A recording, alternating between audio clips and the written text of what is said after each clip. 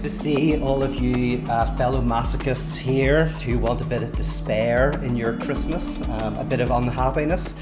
I guess some of you at least are here so that when next time you see those very happy people on Instagram, you can feel superior by knowing that you have embraced desire over happiness. So that's what I'm going to try and help you do today.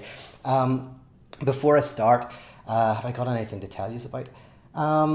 Not much, but yeah, of course, first things first is like pour yourself a drink or get a cup of coffee, relax, enjoy, chat to people, throw up your comments, what you like, what you don't like, questions. And at the end of my talk, I'll go and have a look and see if I can find a few questions to address. Other thing is, if you like this kind of stuff and you want to be unkind to yourself this Christmas, you should go and visit my Patreon. There's hundreds of hours of book studies, courses and seminars like this one that I promise will bring a lack of fulfillment. So you can check that out. And also Atheism for Lent is coming up. I'm actually doing a course, an Advent course on the monstrous God infant. This idea of this clash of opposites that comes together in a productive way. That's actually what this is going to be about today as well. And it's also what Atheism for Lent's about, because it's a monstrous clash of theism and atheism in this movement, this dialectical movement. So if you're interested in Atheism for Lent, I've started selling a group ticket. So the group ticket's like $400, but that gets you 12 people, so it's like $30 each. And also a seminar about how to run a group, and then 40 days of material. So that's there, but you can also sign up to Patreon to get into it as well. And I'm going to be selling individual tickets soon. So Atheism for Lent is on its way. That is the end of my promotion. I'm not selling any t-shirts or anything like that. Although I will mention Elliot's game, Movie. I mentioned it if you saw on my Instagram today, because I'm going to be talking about contradiction. They've made a game that is a very fun type of contradiction where they basically explain two movies, there's two movies are put together and their synopsis is kind of mixed together, and you hear the synopsis and you have to guess the name of the new movie, which is an amalgamation of two movies. It's called the Movie game. I didn't explain it very well, but go check it out. Okay, let's get started. Hello and welcome to this pop-up Paro seminar, where I want to look at happiness and its relationship to desire. Just to give you a little bit of a background of where we're going to go, I'm going to start with a Jewish parable that I used to tell 20 years ago. It's in one of my early books, but if you've been following my work more recently, you won't have heard it. But I want to kind of give a psychoanalytic interpretation. So I'm going to start with this Jewish parable, and I'm going to use it to make sense of what is called the elemental cell in the graph of desire by Lacan. So Lacan has this thing called the graph of desire. It's actually 4 graphs, and they each get more complicated as they go. But the elementary cell is the first version of the graph. If you're watching this online, you might want to open up a separate window and just bring it up so that when I'm referencing it, you'll have it beside you.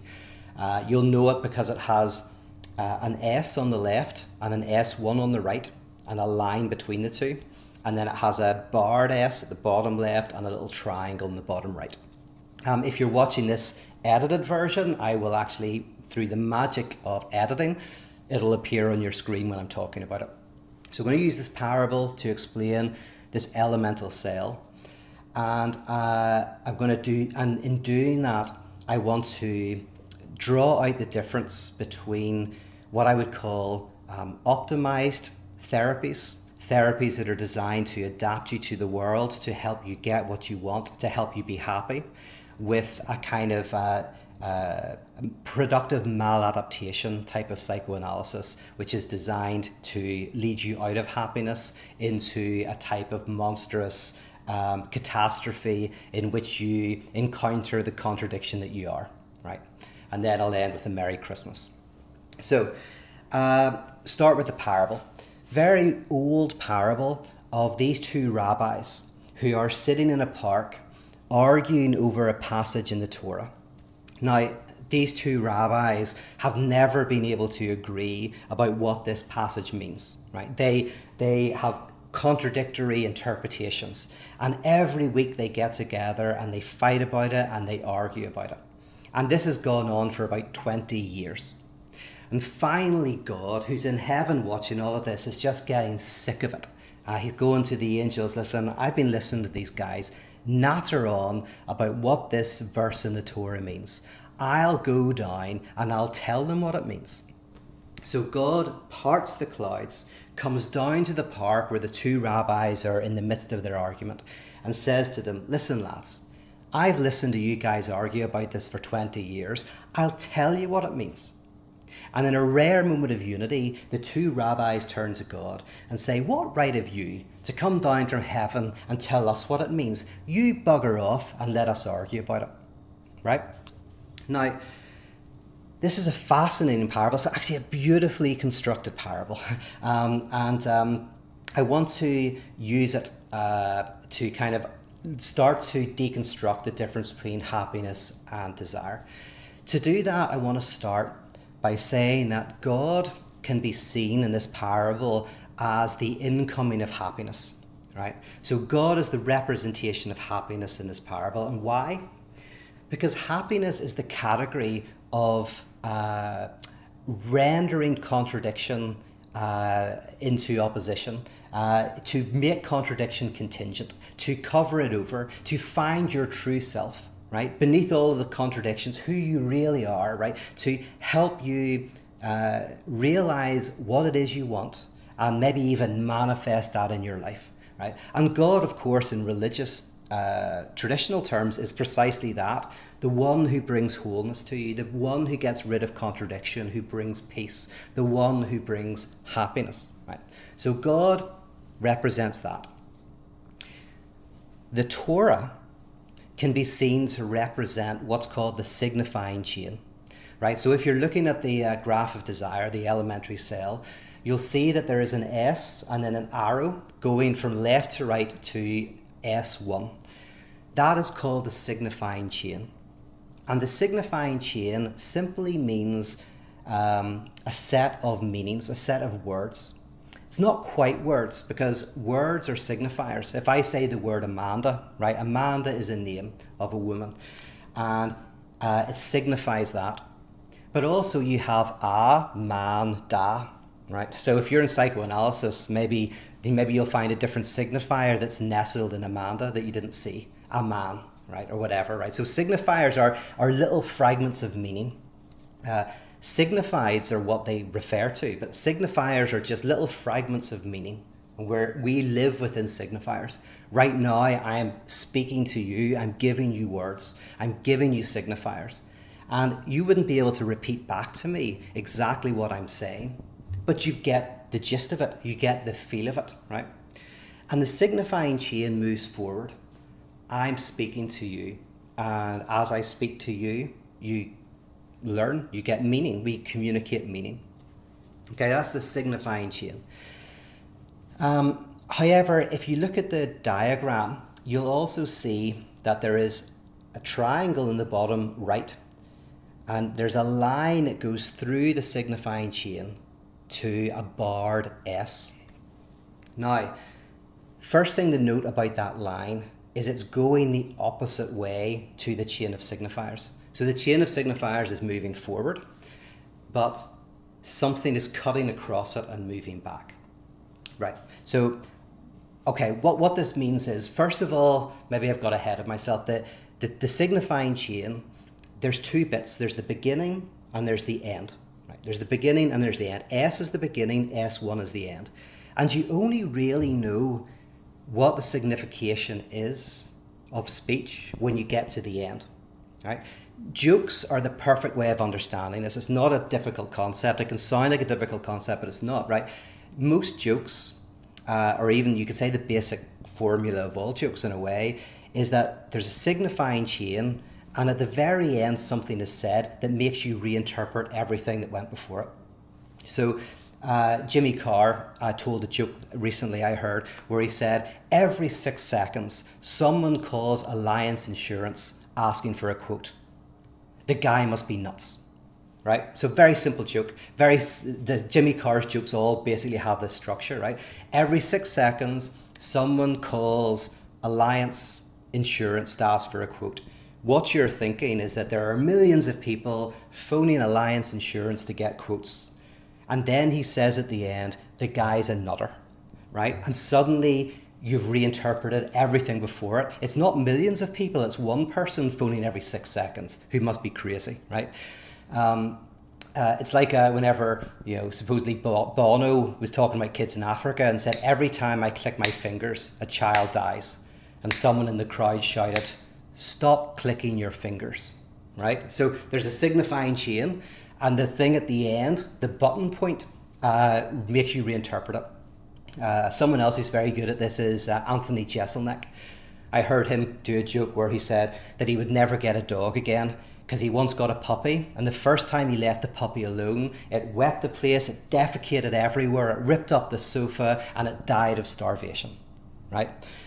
So again, you're moving along with the signifying chain, and then you get to that last signifier, dies of starvation. And at first you're thinking, the first time he left the dog for a couple of hours, and then you realize that he actually meant he left the dog for a couple of weeks.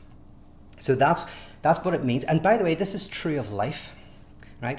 You kind of only make meaning out of your life retroactively. This is very important for Freud. Retroactivity. If I was homeless most of my life and I was struggling and unemployed, and I was actually all of these things, but for a while, right? Right. But then something happens and I find what I want to do and I give myself to this type of work, right? All of how I interpret living in the squad and being unemployed and all of that takes on a new signification because of what happened here. And in a way, only when we die, when our life is buttoned at the end, can you get a kind of feel for the person's entire life. Like if someone becomes a great poet at the age of 50, it retroactively changes all of these other things that we understood about their past, because now they were like a prophecy leading to this moment at which they were birthed as a great poet. And therefore we say something like, such and such a poet was born in 1972. Right? Well, they weren't born in 1972 because they became a poet 50 years later. But now retroactively we say the great poet was born in 1972 because we retroactively interpret everything that happened in relation to that. In religious terms, in Christianity, the New Testament retroactively changes the Hebrew scriptures so they become the Old Testament, right? So the Torah is like that. The Torah is a signifying chain that is understood backwards, right? You look at it, you reflect on it. So there's the signifying chain. Then there is this loop that I mentioned that goes through the signifying chain. And this represents individuals. And this represents the rabbis. So I'm going to talk about the rabbis as being the barred subject. So God is happiness, the Torah is the signifying chain, the rabbis are the barred subject. The barred subject means that we as infants eventually are interpolated into language, which means we are folded into language. We're surrounded by signifiers, we don't know what they mean, and eventually we start to pick it up. And we pick it up backwards, right? So you see the line goes backwards because you're hearing words before you understand them. Then you're beginning to understand them. And then you're beginning to reinterpret the past, reinterpret things that were before you could understand, before you were in the symbolic register. So we eventually are birthed into language. And that makes us, we're subjects of language, we're speaking subjects. Right, now then, why are there two rabbis? Well, because the barred subject is not one. The barred subject is not properly speaking two either, but the barred subject is a one who is at war with themselves. And so there are kind of two subjects. So Lacan talks about two types of subject. There is the subject that speaks, right? Right now I'm speaking to you, I'm communicating meaning to you, you're listening to me. And I can say lots of things about the world, I can say lots of things about myself. There is a subject in that. I am the subject of that speech, the subject speaking. I'm the subject basically linking together all of those signifiers. But in psychoanalysis for neurotics, there is another subject. And that subject is speaking, but without any kind of any kind of knowledge. So for example, if someone says to me, the pandemic, the world's falling apart, we're in such a precarious situation, right? At the level of the speaking subject, they're talking about the pandemic. The world's falling apart, we're in this incredibly precarious place. However, the person who's saying that to some friends is in a relationship that is very teetering, right? Where there's lots of fighting, lots of aggression, they're not getting on. And so then you hear the words, we're precarious. Now, there's no subject saying that, but it's something that's being spoken within the statement, right? And that is what's called the unconscious, the Freudian unconscious. It is what is being spoken within our speech that we are not aware of.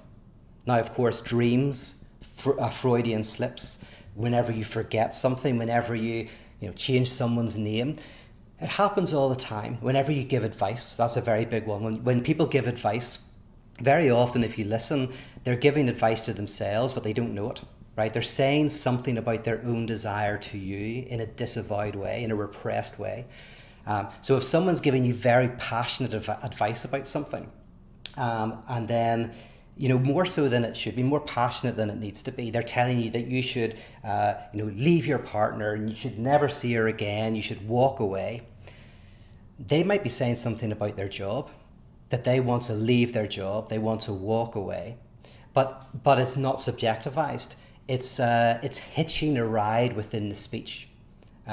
So I've got a great example. So I had a friend who called me up the other day, said, I woke up and I had a terrible fear that you died in COVID. I was like, okay, what did I do wrong, right? Why did you want me to die in COVID? And it turned out, when I talked about this, I fed it back, very gradually fed it back. Turned out that I'd forgotten something very important about the death of somebody else, an anniversary. And that person had died of pneumonia. And this person was annoyed at me because I had forgotten about this. And this was all in the speech, but it wasn't subjectivized. What all I heard was, I was really terrified that you had died of COVID. So within that speech, another subject was speaking. Now, the subject wasn't hidden. And this is very key. Slavoj Žižek uses a great joke to help people understand the unconscious, where he says, right, there's this guy, and I'll put it in Irish, right, there's this guy called Seamus, and he's smuggling something across the border between Northern Ireland and the south of Ireland, right? So every week he goes across the border, right, with a whole pile of junk in a wheelbarrow. He goes past, and the border guards get a tip-off one day. They get a tip-off that this guy Seamus is smuggling something. So every time he goes across the border, he's taken to the side, they go through all of the stuff, they go through his pockets, they look in his mouth, can never find anything, and there he goes off with the wheelbarrow, right? This goes on for about 2 years, and eventually Seamus is no longer going across the border, and one night he's at the pub, and one of the border guards is there, goes up to him, buys Seamus a drink, says, there you go, mate, there's a Guinness. He says, listen, tell me something, just between us. He says, we got a tip-off that you were smuggling something. Could never find it. We went through all your stuff. You know that wheelbarrow? We just went in and we dug around it, couldn't find anything. What were you smuggling? And Seamus looks at him with a smile. He says, I was smuggling wheelbarrows. Right? Now, the reason why Žižek tells that story is because that is a brilliant analogy for what's called the double inscription understanding of the unconscious, right? The single inscription notion is that the unconscious is in a depth. It's hidden beneath, and if you go in, you can find it. The double inscription means that, so it's called single inscription, which means your consciousness is always on one single thing. And you can orient your consciousness onto the unconscious. So single inscription, you're looking at this, you're conscious of this stuff, and then you shine the spotlight on the unconscious and you bring it to light. The double inscription simply means that the two things are superimposed. I heard one person describe it as like a radio that's between two stations. The music is superimposed. They're both happening at the same time. You don't look within to find the unconscious. It's on the surface. Now, this means you can never meditate your way to the unconscious, right? Meditation's great. There's a place for it. I know people who really enjoy meditation, but you can never meditate your way to the unconscious, because the unconscious is not something you can become conscious of. It's not something that if you go deep enough, that if you shine the light of your consciousness on it, you discover it. Your unconscious is always what is being spoken within your speech, what is being said within your saying. And so you can only encounter your unconscious through a type of technique in which you retroactively listen, almost like backtracking. You know the old Christian thing where like you had to play the vinyl background to hear the evil message. You have to train yourself to be a backtracker, a Christian rock and roll backtracker. You listen to what you've said and you hear that message distorted within your speech. And technically it's so hard to do that it's better to do it with a specialist, somebody, because your whole consciousness is designed to prevent you from hearing the unconscious speak. So that is, so that's the Torah. We've talked about God, we've talked about the Torah, the signifying chain.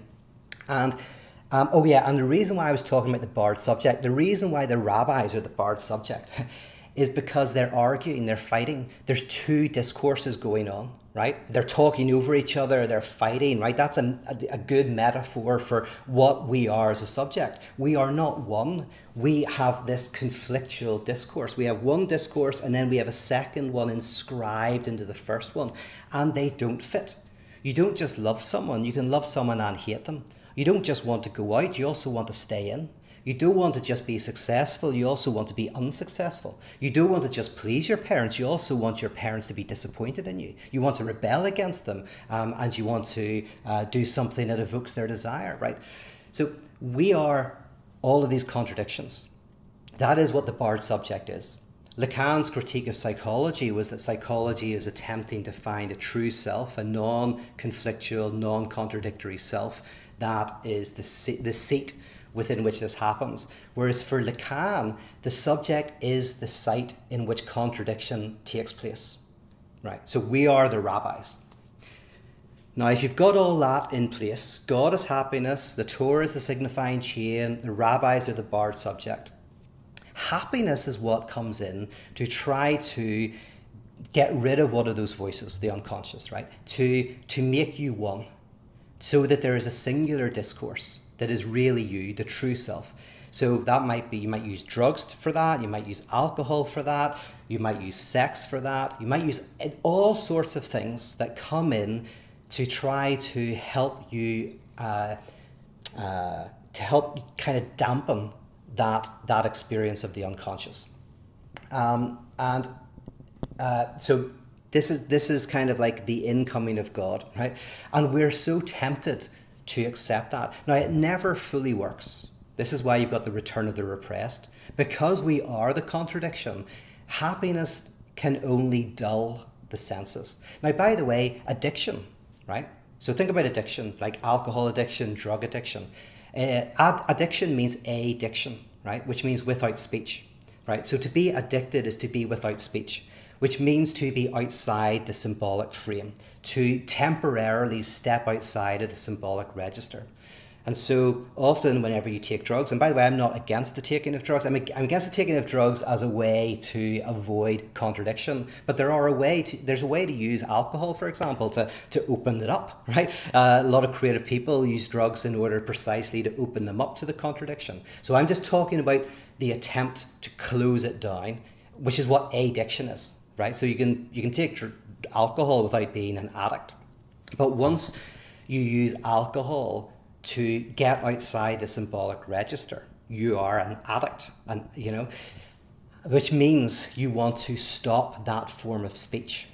You want to go back to the imaginary, and the imaginary is the realm of everything is a reflection of you. You're a reflection of everything. You can touch on this true self, but you can never fully get rid of the symbolic. You can never fully get rid of the contradiction that we are. Right. This then brings me to the difference between depth psychology or Gestalt therapies or counseling. And actually, I don't like, some of those things can be good, definitely, and have value. But any type of therapy that seeks to close down this argument that is taking place, the argument that you are, in the double inscription of the conscious and the unconscious, any attempt to kind of like help you manifest your destiny and find out what you want, and in 5 steps or 10 steps get there, and have an easy thing, what you should give up your job, or you should stay with your job. All these people who give you all this advice that makes life seem easy, that there's an easy way forward, you just have to shut down the complexity, right? Any therapy or any counseling that is attempting to, help you move on from the person and kind of get on with your life and kind of close down the symptomology, because a symptom is the clash of a contradiction. Whenever you have a symptom, you have 2 opposing desires in your body, and the symptom is the compromise formation, right? So you want to work hard, but you also are rebelling against your parents' desire because they wanted you to work hard, and so you don't want to work, and the symptom is fatigue. Fatigue is this weird thing where you want to work hard, but there's some part of you that's resisting it, and the symptom is fatigue. Or you're crunching your teeth because you want to shout at somebody, but you also want to keep your mouth shut, and the compromise formation is a sore jaw, right? Whatever it is, right? Compromise formations. And counseling is a way to get rid of the contradictions. That is opposed to psychoanalysis. Psychoanalysis is not in the category of happiness. Psychoanalysis is trying to help you not compromise your desire. And not compromising your desire means that you listen to the argument and the conflict that you are, and that you don't run away from it by trying to just keep with the conscious desires, right? You also listen to the unconscious drive. And the point of psychoanalysis is you become conscious of these contradictions. For a neurotic, you become conscious of these contradictions that are within you, these different, the conflictual nature of desire, and you start to find within it something productive and good. So what does that mean? Well, think of it in relation to the 2 rabbis, right? This is instead of adaptation, right? In terms like ego psychology, right? Trying to adapt you better to your environment. Psychoanalysis is about productive maladaptation, being in the world but not of it. So these 2 people, they're maladapted, right? They're arguing, and what is it producing? Well, it's producing lots of things. It's producing friendship, right? They're getting there for 20 years. I've been telling this story for 20 years, to be honest. So they've been arguing for 20 years about these passages in the Torah. And so it's generating friendship. They probably laugh together, they argue, they have conflict, they're at each other's family events. So it produces friendship. It also produces knowledge, right? I'm sure after 20 years of arguing, they have learned so much from each other, right? So it's productive of knowledge. And then thirdly, it's productive of vocation. These are 2 rabbis, right? So they spend their life writing and speaking, right? And engaging with people.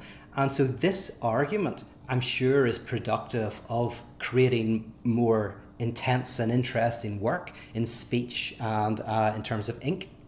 So this is a productive maladaptation that produces something. And what the rabbis know is that this also produces enjoyment, right? They're enjoying their not at oneness with each other. They're enjoying this sense of conflict.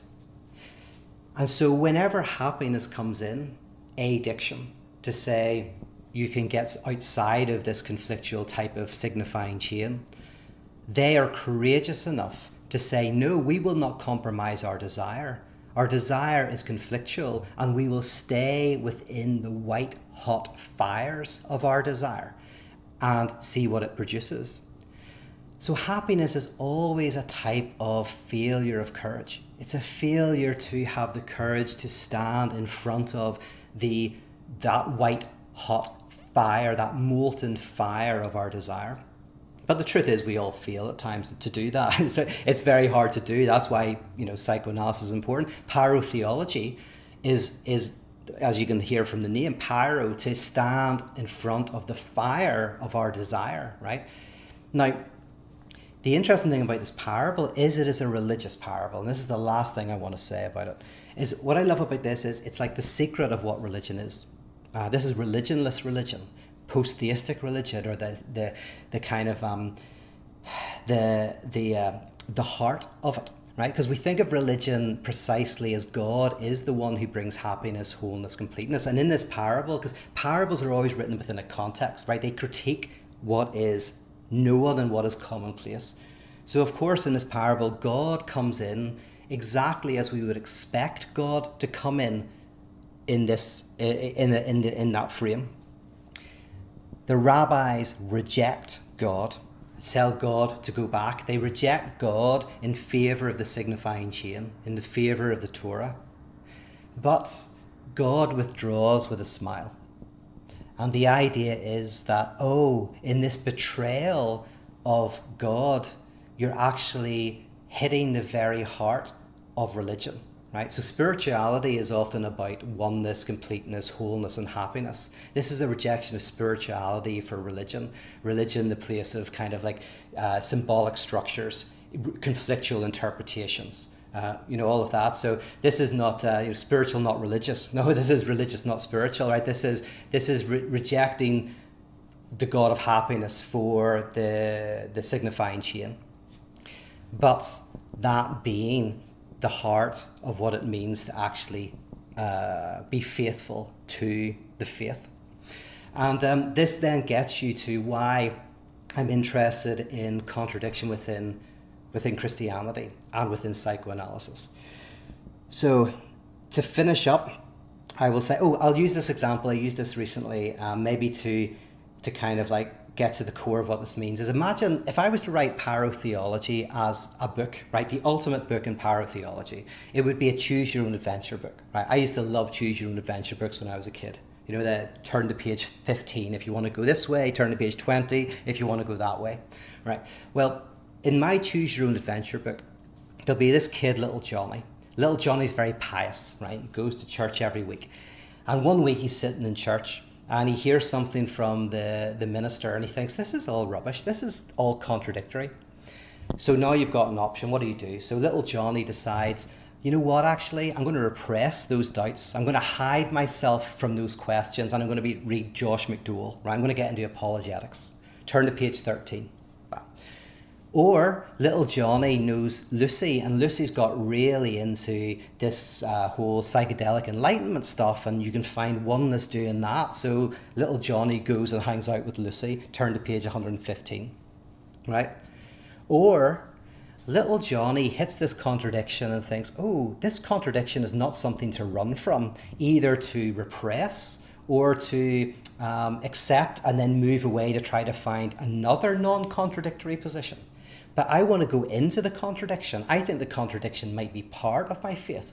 So turn to page 12, right? So turn to page 12. And this little choose your own adventure book will keep doing this. He hits Another time he's in a kind of mysticism, or he's into something else, and he goes, he's got doubts of contradictions. Does he turn to William Lane Craig, or does he get into new atheism or whatever, right? No, he goes further into the contradiction.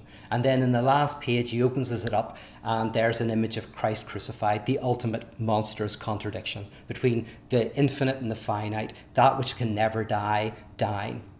Caught in this image of like a dying individual, and there he identifies with that image, embraces the contradiction of reality, because that's the symbol. Ultimate reality is contradictory, embraces that contradiction within himself, and lives happily, unhappily ever after. And there you go, that is my Christmas sermon. So now I'm going to go and see if there's any questions, if any of you stuck with me through all of this. Let's see.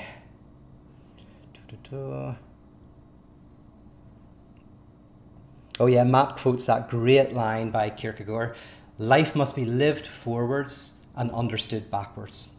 So you live life forwards, but you understand it backwards. And Hegel says, the owl of Minerva spreads her wings at dusk, which means only after everything has happened can philosophy come in and understand what has happened. Kierkegaard was much more Hegelian than he thought. Let's see.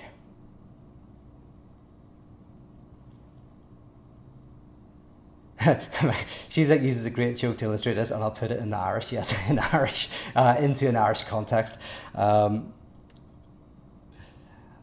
Oh, that's interesting. Fargo does a great version of the wheelbarrow story, and there's a link to that. I'll have to check out that link.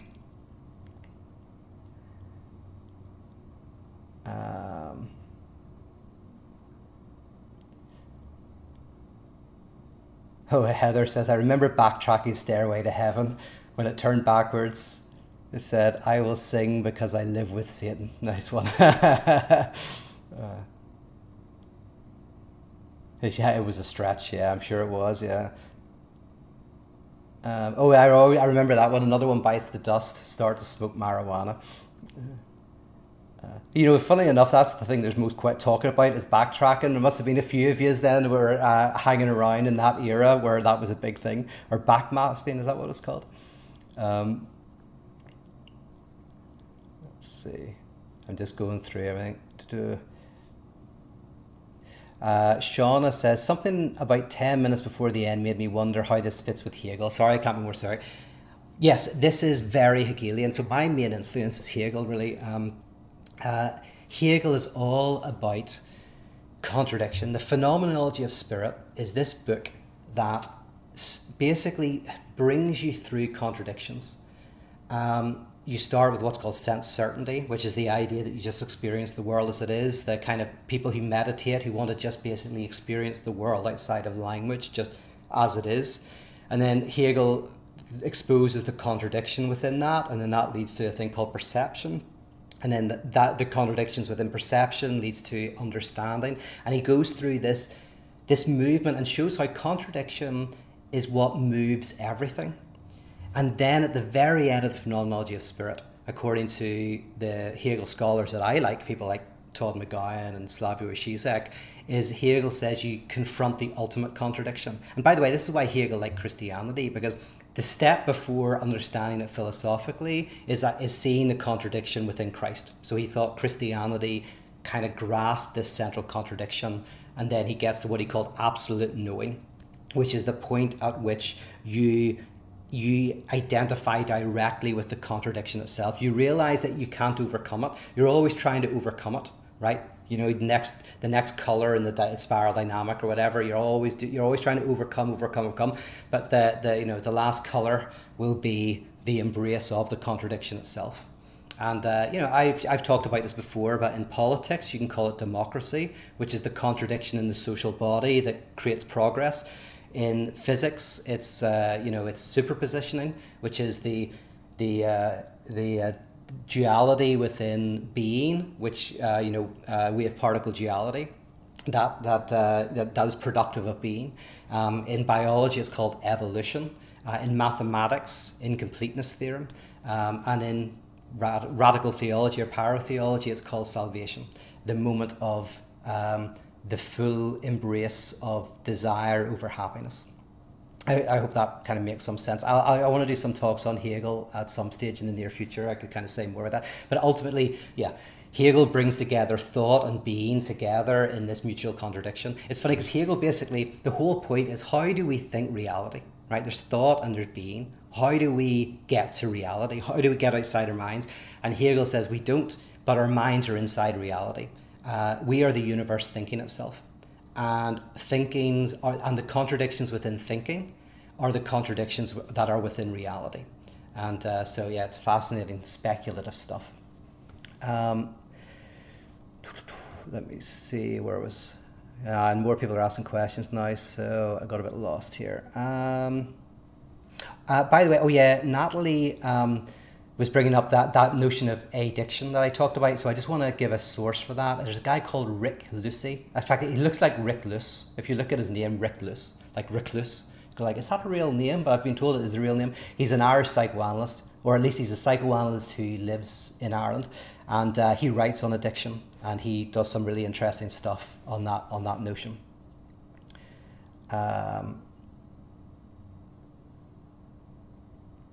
Oh yes, so Catherine says, I hear you say that the courage to stay within the contradiction is affirming of our being. Then in a turn, God stands in the way of being, or does God provide the courage for being? Yeah, so my interpretation of this parable is it's a critique of the religious notion of God, but ultimately with that notion of God withdrawing with a smile, which I don't know if that's in the original, but there's loads of Jewish parables with this structure, which does have that end. There's like where two rabbis are arguing over something, over what should happen to a person, and God comes in to decide it, and they tell God to go. Or no, one of them quotes the Torah. One of them quotes the Torah and beats God in an argument, and God smiles and leaves. And so this structure of that type of Jewish parable is a way of kind of critiquing a religious notion of God as what stands, the religious notion of God as the closure of contradiction, but seeing that actually the heart of religion is the opening of contradiction. So if this is central to my work in terms of, how I read the Garden of Eden, right? It's an Oedipal story. In Oedipus wants to sleep with his mother, but he can't because of his father. He kills his father, sleeps with his mother, and it's a disaster, right? The Freudian notion here is that the mother represents oceanic oneness, the end of contradiction, the return to the womb, right? The father is what gets in the way of that return. Oedipus breaks through the prohibition, gets the oneness, and it's a disaster, right? Gets happiness, and it's an absolute tragedy.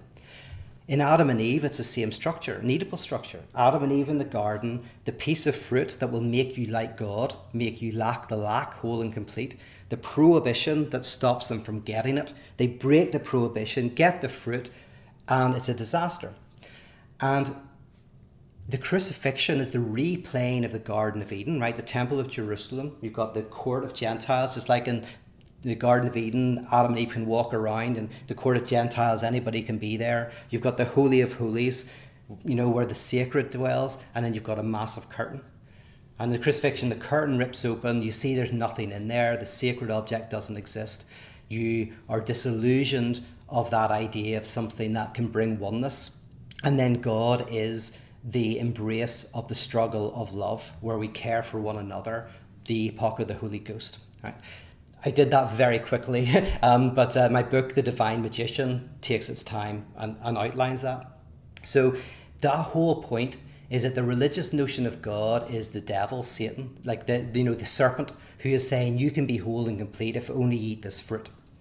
And grace is freedom from that pursuit of oneness. So grace is where you go, I don't need to be whole and complete, I don't need to do anything. I can accept and stand in the contradiction that I am.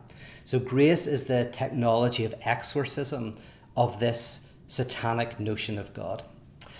Don't know if that helps or not. Okay.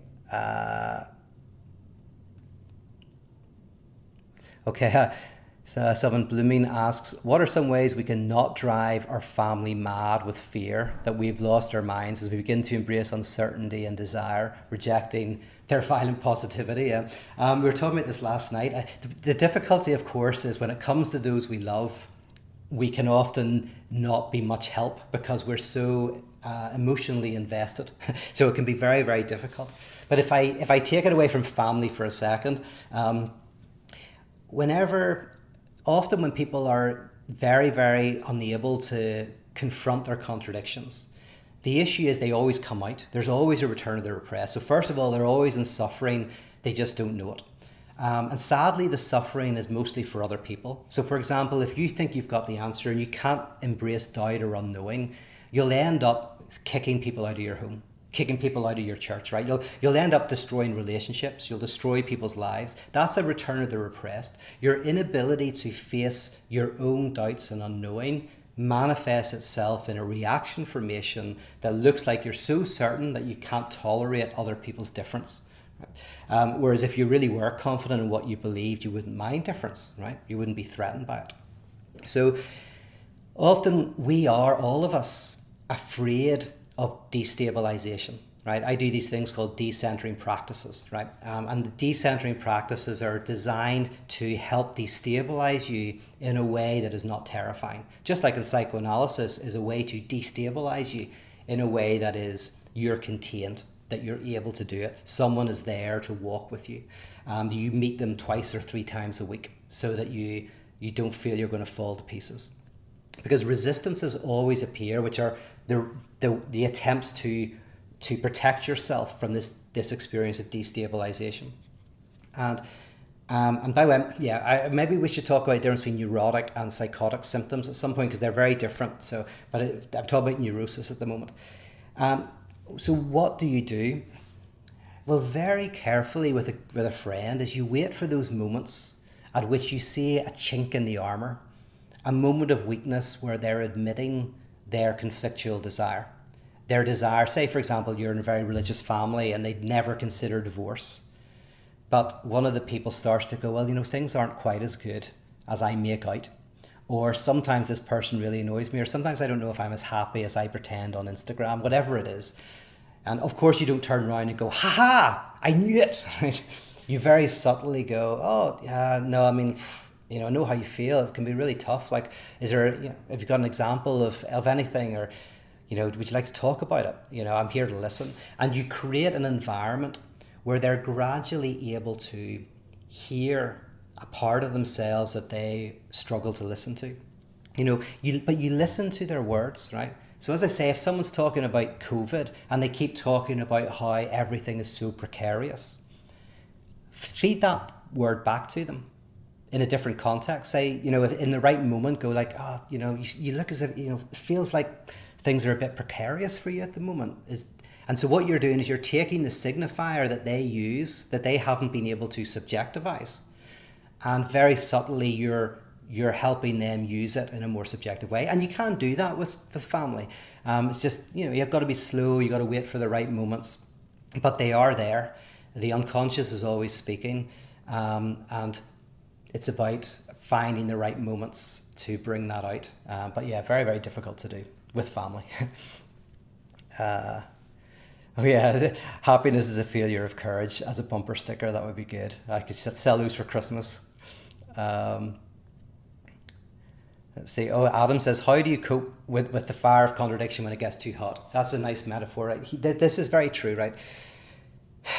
This is easier said than done. And for some people, anyone who's gone through serious trauma in the past, this kind of embracing of contradiction is impossible. And this is this is where we come to psychotic structure, right? So a psychotic structure is, in brief, a structure in which something potentially traumatic, really traumatic happened that wasn't subjectivized at all. So it wasn't brought into the symbolic realm at all. And what in Lacanian psychoanalysis they say is it remains in the real. And what that means is for someone who suffers from psychotic symptoms, they experience things in reality, not metaphorically. It's called concrete thinking. So neurotics are always thinking in metaphors. So when they talk about the world is falling apart, that's a metaphor, right? But a psychotic structure is one that's concrete. They literally believe the world is falling apart, or that they're falling apart. Like literally they think their body's falling apart, or literally they think there's an intruder in the house. No doubt there's literally an intruder, or there's literally sharks under the bed, or the FBI are literally watching them, right? It's not a metaphor, it's like literal, it's in the world. They literally, without any doubt, they're tyrannized by certainty, right? So the psychotic structure is one in which there is the tyranny of certainty, an inability to make into metaphor your own internal structure. And that is someone who's had an incredibly profound trauma. And that takes a lot of time and a lot of work. The simple thing is, of course, art, music, good friends, and therapy can all help in this. But you are right that we can't, we need help to stand in front of the fire of our desire. We need help. And that's why I do paratheology. That's why I believe in structures. That's why I believe that every week we should go to some sort of liturgical enactment of the contradiction, which I want to start again when COVID's in the back burner, maybe start a community again. Because often at the very point that we open ourselves up to the contradiction, we're often asked to leave religion. So that's the very point when you're kicked out of your community. But that's the very point when you need it. That's why way back at the start of my work, I talked about to believe is human, to doubt divine. And what I meant by that is happiness is human, but to actually open yourself up to your internal contradictions takes like godlike powers. And so we need people, we need art, we need music, we need community, and otherwise it's too tough to do. So yeah, that's why we need all of those things, and we just need to chill out sometimes. Let's see. Sarah's saying that you haven't the quote on your desk, tarry with the negative. Yes, engaging with the struggle. Yeah, nice thing to have on your desk. So I saw a good question there, and then it bounced away because someone else wrote something. Let me see. Okay, I shouldn't do too much more. I don't want to keep you forever, although you can always disappear off and watch this later. Let's see. Ryan says, would we be able to say that an embrace of contradiction leads to some kind of contentment? If so, isn't that just happiness by another name? And then I think you added a second point. Oh, no, maybe not, right? Yeah, I would actually say that the embrace of contradiction leads to a type of contentment or peace, but it's a dialectic peace, right? So here's the difference. There's non-dialectic peace and there's dialectic peace. Now, Plato said you shouldn't be introduced to dialectics until you're at least 30 because it's just too complicated, right? So the first type of thing that we know is cause and effect. Cause and effect is where one thing influences an external other thing. That's what we know in science, right? Dialectics is different. Dialectics is where something in, right? Well, one example is something in us generates its opposite, and then that opposite envelops what it rejected. And there's this movement of oppositions, of thesis and antithesis. And in this dialectical movement, there is a type of, I want to avoid the word synthesis. There is a type of, what Hegel calls unity of unity and difference. So what I'll say to this is, like, in psychoanalysis, when they talk about an object, they're not talking about an external object, right? So whenever you talk about your mother or your father as an object, you mean they exist out there in the world. But in psychoanalysis, you're talking about how they exist within you, right? So that's the object that you're interested in. And that object is still an object because it's different from you. And it's making demands on you. So you might be trying to please your mother or annoy her even after she's dead as a real object. She's still an object that's within your subjectivity. And so there's this object that is within you, but is opposite from you. And then as you are able to integrate and understand that, then it captures you because you realize that your desire is in that. That is kind of a dialectic movement. Now, the reason why I'm saying all of that is a non-dialectic happiness is one that seeks a movement away from peace. Dialectic happiness finds it within sadness, joy within pain, peace within chaos. Right? There's loads of, we all know this, right? If you go to an analyst, you've got two choices, light and darkness, happiness and sadness. You want to get rid of the darkness, you want to get rid of the sadness, so maybe you go to an analyst.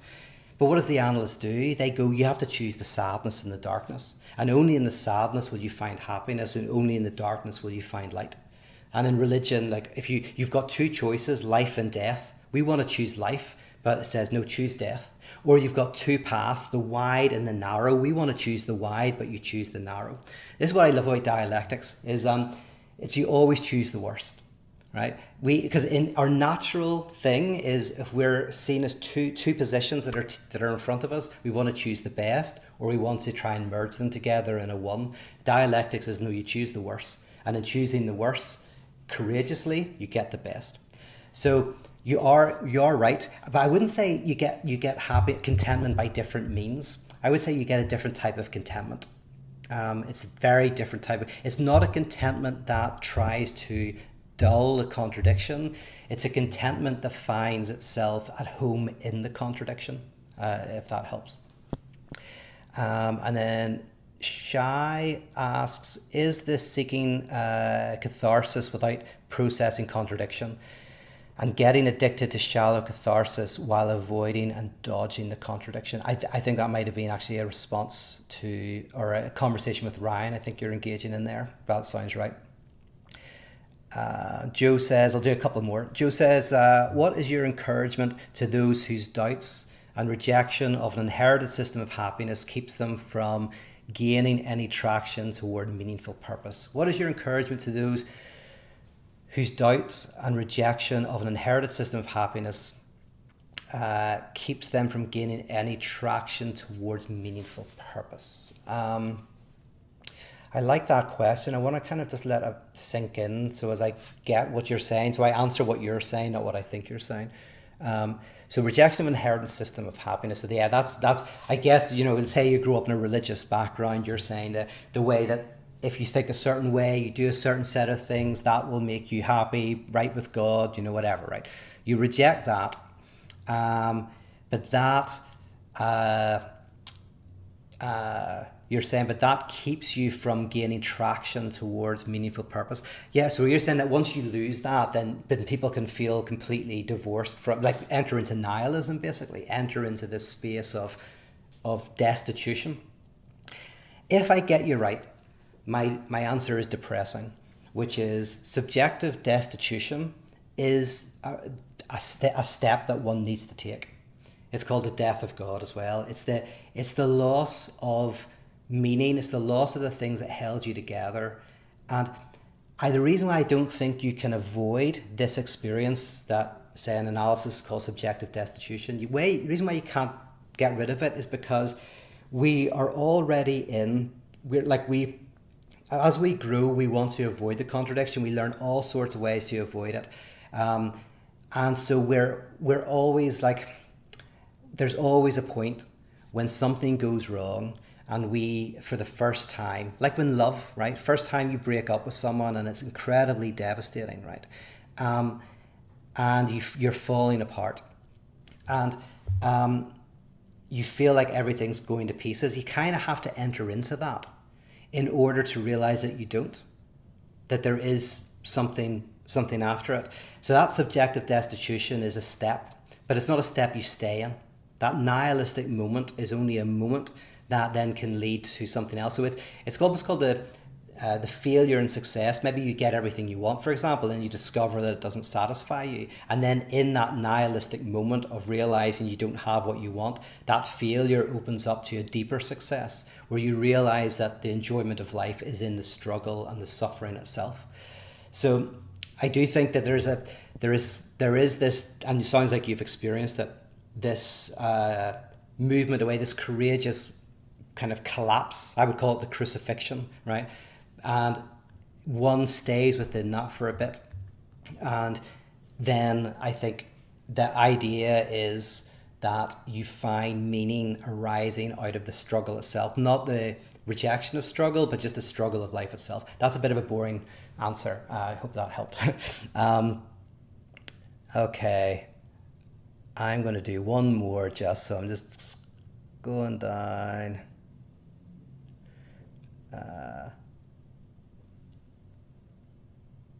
Oh yeah, Adam, I'll go for this. This is a nice kind of practical question. Do you have an easy way to describe this to loved ones during the Christmas season in a way that is non-threatening and easy to grasp? Obviously, short answer is, as you would expect, no, right? But there's a reason for that. Good news is that it doesn't even need to be explained, right? That's the first key. It doesn't need to be explained. It needs to be one invites a person in to something. And that's important. Like, so preaching, we think of preaching meaning communication of information, because in the modern church, actually, that's often what it is, some sort of communication of information. But technically, preaching is about an invitation. It's an invitation into a way of being, into a form of desire. I've just had one of those state of emergency things on my phone. Sorry, it's buzzing like crazy. So preaching is like an invitation into something. So in a way, what one is always wanting to do is just look out for those moments when you're with friends and family that you see there's a point where an invitation into this complexity and contradiction makes itself felt. But you've got to have patience. It could be days, weeks, months, years. And you can't really invite someone in who doesn't already want it.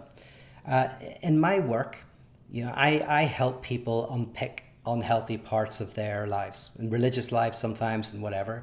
But they always in some way enter into a type of contract with me. They've already started the journey. They're already kind of there, and they just need me as a little bit of help along the path. And maybe sometimes they think I'm what's called the subject supposed to know. I'm the one who has the answers. And then through talking with me, they realize that they're the ones doing the work. So a lot of this, just like in the practice of parotheology, is not a sermon. It's not like this. It's trying to find poetry and art and music and various things that help invite us into this, help draw us into this. So very concretely, maybe you're at Christmas dinner and you're spending a few days with your family and you're talking about something, and you see a crack in what the person is saying. And it's like, for someone who's very, right, there's always a crack. There's always this place of opening and opportunity, but it's never what you think it is, right? It's never where you are. And if I'm looking at it in relation to me, I'll never see it. It's like, it's within the logic of the other. It's like we all have ghosts, right? We're all haunted houses. We're all haunted by people we've hurt, who have hurt us, right? A ghost is the presence of an absence. Something that isn't there but still remains with us. But my ghosts are different from yours, right? So I'm not looking to impose my ghosts on you, but I have to help you see what you're haunted by. And maybe the person at the table is starting to wonder whether Adam and Eve was literal. And to you, you're like, oh my goodness, that's a ridiculous question. It's not ridiculous to them. Just like a question that they might think is ridiculous that you're asking it's not ridiculous. So it's you're looking not for the crack, you're looking for the what's within them, what is the signifier within their speech that opens, that is an invitation into gradually opening up to this complexity of desire. I don't know if that makes sense. All right, okay. I've had you for long enough, been here for over an hour. Thank you so much for checking in, and maybe do this again. There's also an Advent course that I'm running at the moment. We're already 2 weeks in, but it's all pre-recorded, so you can watch the other weeks. Apart from that, have a great Christmas, and I'll see you all again soon. Bye-bye.